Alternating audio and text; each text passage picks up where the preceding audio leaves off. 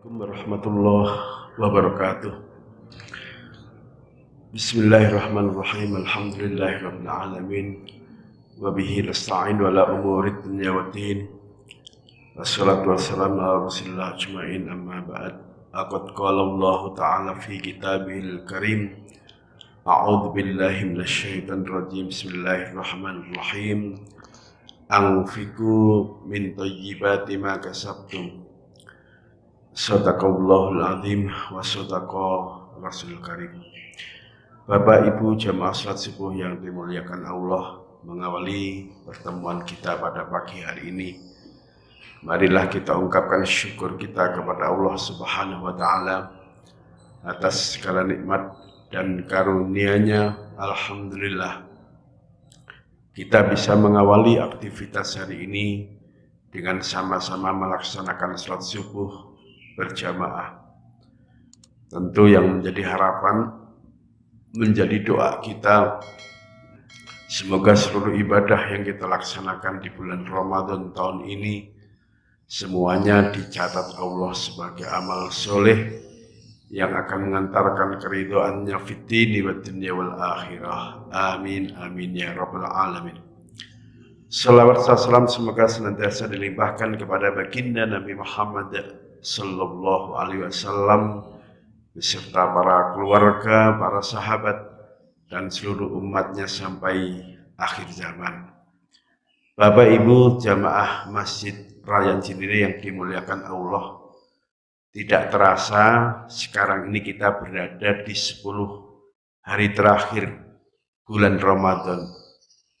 Salah satu pesan Nabi yang paling penting pada saat kita mengawali 10 malam atau 10 hari terakhir bulan Ramadan, kata Nabi, taharrau lailatul qadri fil witri minal asil awakhir min Ramadan. Cari, temukan malam qadar yang jatuh salah satu di malam ganjil 10 hari dari bulan Ramadan. Tentu kita semua tidak ingin menyia-nyiakan kesempatan ini. Mulai nanti malam jangan lupa kita mempersiapkan diri untuk menyambut dan menemukan kemuliaan Lailatul Qadar. Pagi hari ini saya akan menyampaikan tema dengan judul Qadha, Fidyah dan Fitrah. Qadha kalau dalam bahasa sehari-hari maknanya nyusuli. Jadi kalau misal ada orang malam begadang, sudah begitu mungkin badannya tidak fit, pagi-pagi bangun ternyata sudah jam 8 pagi. Bangun, kemudian ngambil air wudhu, kemudian sholat subuh. Padahal hari ini waktu subuh itu mulainya jam 4 lebih 37 menit dan sudah habis sebelum jam 6 pagi. Ternyata orang ini baru sholat subuh jam 8. Nah, kata ulama, kalau ada satu kewajiban dikerjakan setelah waktunya habis, maka ibadah yang dilakukan itu dinamakan qadha.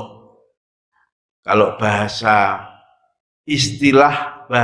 atau istilah yang digunakan ulama fikih, al-qadha'u huwa istidraku ma fata minal ada. Qadha adalah menyusuli satu kewajiban yang baru dilaksanakan setelah waktunya habis.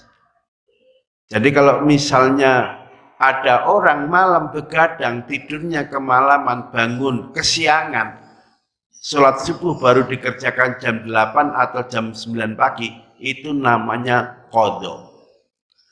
Hampir semua madhab dalam tradisi Sunni, istilah qadha ini diterima untuk kewajiban apa saja. Bahkan ada riwayat hadis yang sangat terkenal bersumber dari Aisyah nahnu nu'maru biqadha is-shaumi la biqadha is-shalah. Kami para wanita ketika berhalangan diperintahkan oleh Nabi untuk mengqadha puasa yang ditinggalkan selama dia berhalangan, dan kami, kata Aisyah, tidak pernah disuruh Nabi untuk mengqadha kewajiban sholat. Ini bagian dari kasih sayang Allah kepada para ibu.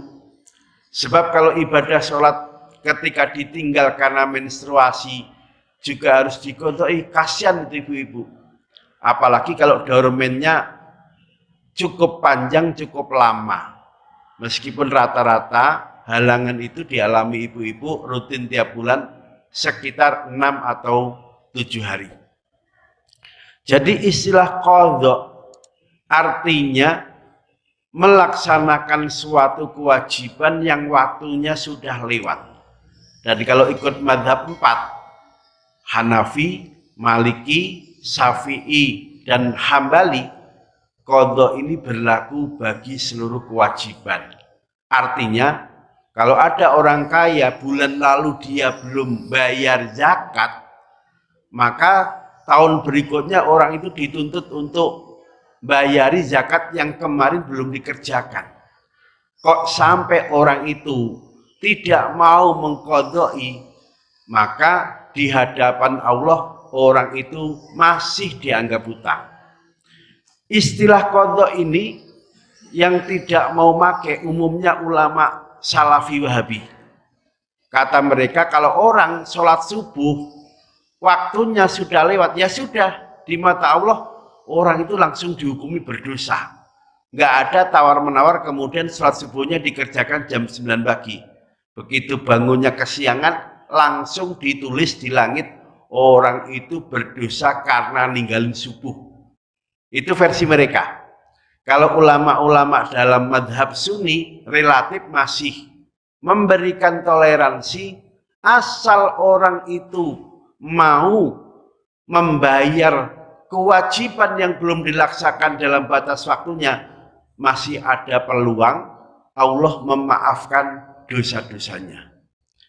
Nah, kemudian dalam kehidupan sehari-hari muncul pertanyaan, kalau orang itu sholat subuhnya kesiangan, jam 8, jam 9 pagi misalnya, apa niat subuhnya perlu dirubah atau tetap? Dirubah bagaimana? Ya misalnya niatnya diganti usolli fardhu subha. Biasanya niatnya usolli fardhu subhi. Apa diganti usolli fardhu subha kalau subuhnya kesiangan, jam 8 pagi, jam 9 pagi? Emang maksudnya Anda merubah dari usolli fardhu subhi ke usolli fardhu subha itu apa? Dia jawab ya usolli fardu, sholat subuh plus sholat duha. Ulama jawab nggak bisa begitu, karena sholat subuh itu ibadah yang berdiri sendiri, sholat duha juga ibadah yang berdiri sendiri, maka pelaksanaannya nggak boleh digabung. Sekalipun dia sholat subuh berada di waktu duha, artinya subuh itu dilakukan terlebih dulu, setelah selesai baru lanjut sholat duha, itu baru benar. Jadi kalau ada orang trader mengerjakan sholat subuh tidak dalam batas waktunya, dia baru sempat bangun jam 9 pagi, maka yang prioritas untuk didahulukan adalah sholat subuhnya yang hukumnya wajib. Begitu sudah selesai, baru nambah melakukan sholat duha. Baik, ini penjelasan tentang qadha. Yang kedua, penjelasan tentang fidyah. Fidyah dalam bahasa sehari-hari ada yang mengartikan tebusan. Jadi kita ini kan ketika datang masuk di bulan Ramadan pasti harapannya bisa menjalankan puasa dengan sempurna. Tapi ternyata dalam prakteknya keseharian ada bapak, ada ibu umurnya 100 tahun, fisiknya mulai melemah, Kalau disuruh puasa sudah nggak sanggup, jam 9 pagi minta sarapan, jam 1 siang minta makan siang, nanti sore sebelum misalnya sholat maghrib minta makan lagi. Gimana Pak, orang tuaku seperti ini, sudah sepuh nggak kuat puasa? Jawabannya, calon ahli waris, dalam hal ini anak, hukumnya haram nyuruh kedua orang tuanya yang sudah sepuh, apalagi dipaksa untuk melakukan puasa. Nah terus kalau mereka memang nggak kuat puasa, fidyahnya apa? Tebusannya apa? Nanti kalau kita lihat dalam Al-Quran itu ada satu ayat menjelaskan tentang fidyah ini. Ayatnya kalau kita baca redaksinya, wa 'alal ladzina yutiqunahu fidyatun ta'amu miskin. Bagi orang-orang yang tidak mampu puasa, sebabnya bisa satu karena sudah sangat sepuh, dua mungkin sakit menaun atau sakit permanen. Istilah teknis dalam fikih, sakit menaun, sakit permanen, al-maradu alladzi la yurja bur'uhu, sakit yang enggak ada harapan sembuh. Atau bagi para pekerja yang tiap hari enggak punya waktu libur, enggak ada cuti, kerjaannya sangat berat, contoh ngecor lantai 100, itu posisinya karena berada di ketinggian. Kalau tidak berhadapan dengan angin yang berembus kencang, ya berhadapan dengan situasi yang tidak nyaman, sehingga dalam posisi itu para pekerja berat tidak sanggup puasa. Maka kemudian kata ulama, mereka yang nggak sanggup melakukan puasa Ramadan, sebabnya satu, umurnya sudah sepuh, dua, divonis dokter sakit menaun yang nggak ada harapan sembuh dan dia tidak punya peluang untuk ngodok lain hari. Dan yang ketiga, bagi para pekerja berat yang tidak punya waktu untuk cuti, bagi kelompok 3 jenis manusia ini, mereka boleh setiap ketemu fajar subuh ngeluarin 1 paket fidyah, diserahkan kepada orang miskin. Jadi ini khusus kalau bayar fidyah, nggak boleh untuk kelompok lain yang disebut dalam asnaf zakat. Nah, pertanyaannya kemudian 1 paket fidyah itu takarannya berapa? Dulu zaman Nabi sebelum dikenal teknologi timbangan atau literan, untuk nyebut paket fidyah beliau ungkapkan dengan likulli yaumin muddun. 1 hari nggak puasa, begitu ketemu fajar subuh begini, keluarin 1 mud. Lah 1 mud itu Nabi kemudian menggambarkan caranya, membuka 2 telapak tangan begini, terus diisi kurma.